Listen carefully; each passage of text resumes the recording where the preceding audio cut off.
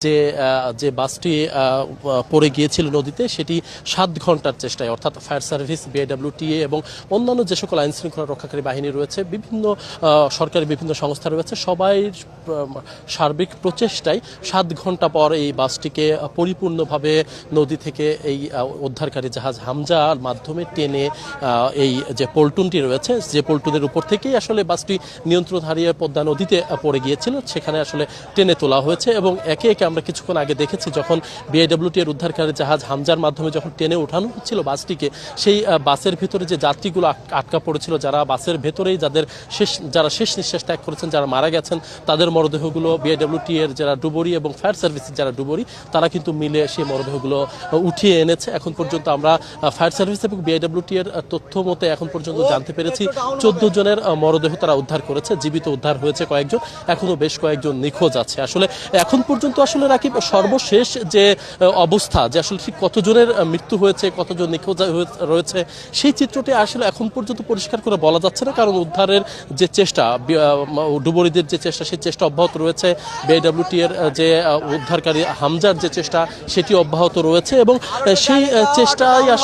চেষ্টায় 7 ঘন্টার মধ্যে আমরা ধারণা করছি যে খুব অল্প সময়ের মধ্যেই আসলে এটি সম্ভব হয়েছে। কারণ এই দৌলদিয়া ঘাটে, অর্থাৎ এই যে ফেরিঘাটটি, সেই ফেরিঘাটে অনেক আগে থেকেই এই বিআইডব্লিউটি এর যে উদ্ধারকারী জাহাজ হামজা, সেটি কিন্তু এখানেই থাকে, যে কারণে আসলে খুব অল্প সময়ের মধ্যেই বাসটিকে টেনে তোলা সম্ভব হয়েছে। এবং এখন পর্যন্ত আমরা 14 জনের মরদেহ পেয়েছি, এখন পর্যন্ত নিশ্চিত হতে পেরেছি। আরও হয়তো এই মরদেহের সংখ্যা বাড়তে পারে, সেটি আসলে বলা যায়। তবে রাকিব, আপনি যে বিষয়টা জানতে চাচ্ছিলেন যে আসলে চালকের আসলে কে ছিলেন, আমরা এখানে এসে স্থানীয়দের সাথে কথা বলে যেমনটি জানতে পেরেছি, যারা প্রত্যক্ষদর্শী ছিলেন তারা বলছেন যে বাসের যিনি চালক ছিলেন, প্রকৃত চালক, তিনি আসলে এখানে যখন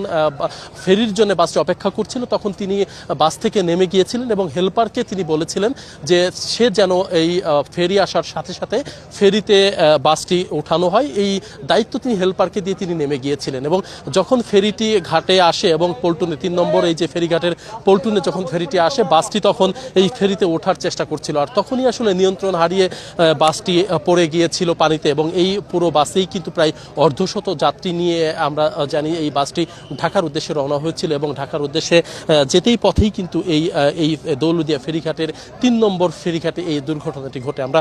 যখন ঘটনা শুনেছি তখন তাৎক্ষণিকভাবে আমরা এই যে বিআইডব্লিউটি যে সকল ঊর্ধ্বতন কর্মকর্তা, তারা যেমন এসেছেন এবং এই নৌ প্রতিমন্ত্রী রাজীব আহসান, তিনি ঘটনাস্থলে এসেছেন। তিনি ঘটনাস্থলে এসে পুরো বিষয়টি, তিনি এই যে উদ্ধারের যে অভিযান, সেই উদ্ধারের যে এই যে উদ্ধার অভিযান, সেটি পুরো সময়টা রাত 11টা থেকে আমরা দেখেছি তিনি এখন রাত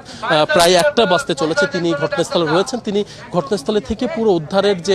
যে অভিযানটি, উদ্ধারের যে চেষ্টা, পুরোটাই তিনি মনিটরিং করছেন, তিনি নিজে দাঁড়িয়ে থেকে পুরোটা দেখভাল করছেন। এবং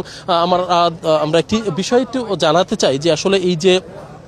দুর্ঘটনা, নৌ দুর্ঘটনা, এটি আসলে প্রতি বছরই কোনো না কোনো সময় এই ধরনের দুর্ঘটনা আমরা দেখতে পাচ্ছি, যে সড়ক দুর্ঘটনা এবং পাশাপাশি যে নৌ দুর্ঘটনা, একের পর এক মানুষের প্রাণহানি, এটি আসলে এক ধরনের দুঃখজনক চিত্র। আসলে বাংলাদেশের এই যে ব্যবস্থাপনায়, পরিবহন খাতের যে অব্যবস্থাপনা, সেটিও আসলে কিন্তু ফুটে উঠেছে রাকিব। কারণ আমরা স্থানীয়দের মাধ্যমে যেটি জানতে পেরেছি যে চালক আসলে নিজে চালকের আসলে ছিলেন না, একজন অদক্ষ হেল্পারের হাতে তিনি এই বাসটি ছেড়ে দিয়েছিলেন এবং অর্ধশত মানুষের যে জীবন, সেই জীবন নিয়ে কিন্তু এক ধরনের ছেলে খেলার মতো নমুনা চিত্র আমরা কিন্তু দেখলাম। আমরা ভিডিওতে যেমনটি দেখেছি যে বাসটি একেবারে নিয়ন্ত্রণ হারিয়ে সরাসরি এই যে 3 নম্বর ফেরিঘাটের যে পল্টন থেকে সরাসরি সেটি পানির ভিতরে চলে গিয়েছিল এবং বাসটি উল্টে পানির ভিতরে চলে গিয়েছে। এতে করে